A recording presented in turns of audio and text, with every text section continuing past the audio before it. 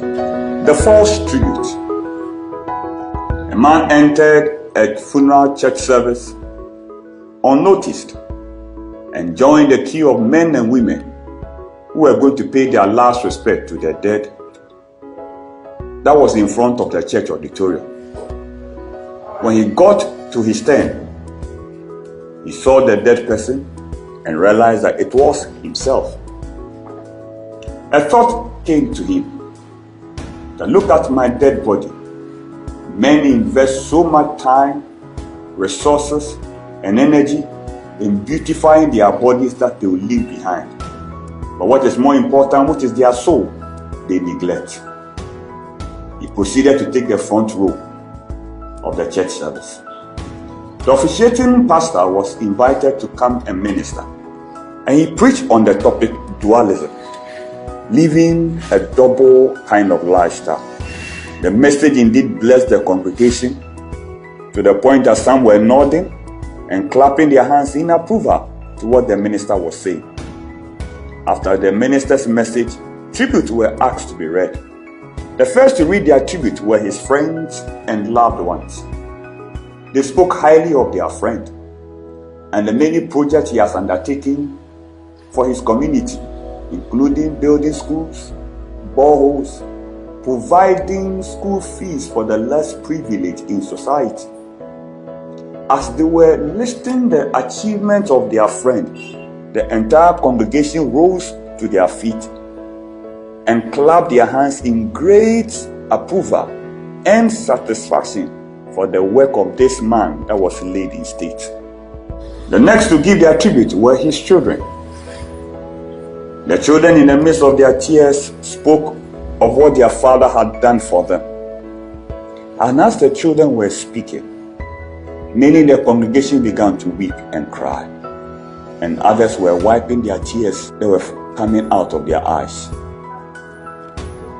The last person that was also asked to read the tribute was his dear wife. The wife started by saying she has lost a husband, a father, a brother, and a friend. As the wife kept saying the things about the husband, this stranger rose up and headed towards the exit of the church auditorium with tears in his eyes. He was met by an angel who asked him why he was in tears. And the answer he gave to the angel was that all that they were saying about him was not a true reflection of who he really was when he lived on earth. So the angel asked him to explain further. And he said, in respect of my friends, I personally engineered the death of 3 of them as a result of greed, envy, and hatred. As for my children, I mysteriously killed 3 of them, and the rest of them have been given as sacrifice to the brotherhood that I belong to. Oh, my wife has suffered under my hands, he said. Many of the afflictions my wife had been through was by my doings. If only she knew. And as he was ending his confession, he wished he could come back, was what he said. But the angel ushered him out of the church auditorium to a waiting car to fulfill Hebrews chapter 9 verse 27, which said, it's appointed unto man to die once, and after death judgment. My brother, my sister, you may be living a double kind of lifestyle to the point that you may be celebrated, and some people around have even made you their role models and icons. But behind the scenes, that is not who you really are. You can deceive us by your pretense, but there is a God that cannot be deceived by your pretense and double way of lifestyle. For he doesn't see the way man sees. For men look at the outward appearance, but he looks into the heart of men. To this great God, night is like day to him.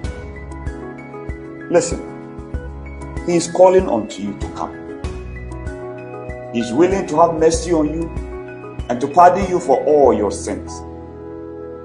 You may be asking, Pastor Fred, considering all the bad things that I have done,